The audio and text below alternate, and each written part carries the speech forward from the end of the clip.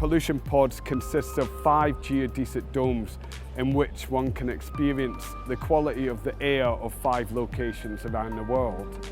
My name is Michael Pinsky. This is Pollution Pods, an installation I made last year. Shall we go and have a look at it?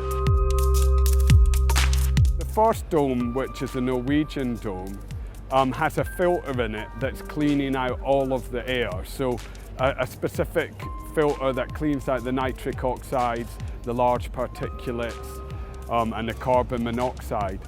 Ironically, because it cleans the air so well, you end up having a more attuned sense of smell, and you can actually smell the plastic from inside the dome, which is slightly unfortunate, but we have to live with that. And then you go into the London dome, where I've focused on the smells from combusted diesel because vehicle pollution is the primary cause of pollution in London. So basically we have 2 different types of combusted diesel, and we sampled the smell of combusted diesel in a bell jar, analysed the makeup of those odours and remade that with safe chemicals.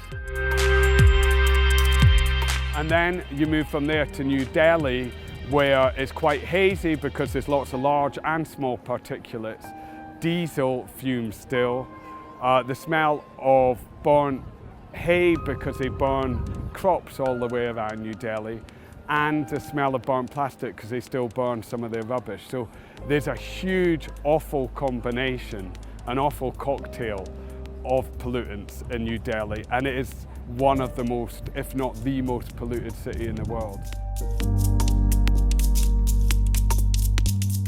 And then you move from there to Beijing, and what happens in Beijing when it's cold, people burn wood and coal to heat their flats still, so there's a smell of that, there's a smell of sulphur from factories, there's a lot of factory production happening around Beijing.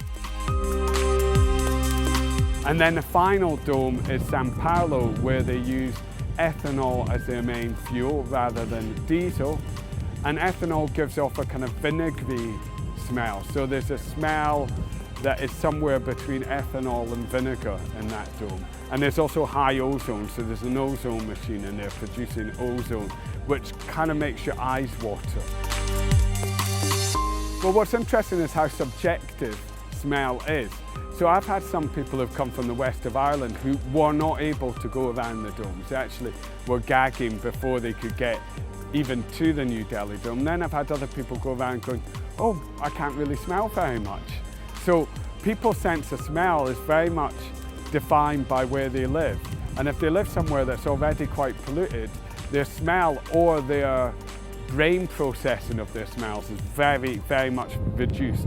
So you try and come up with the most accurate depiction of those pollutions, but people's perception of it is very, very different and can vary. If you go around it and then go around it again in half an hour, you'll notice that your sense of smell has become less tuned. So you tend to up the ante on it all the time and lose the sense of nuances of the smell.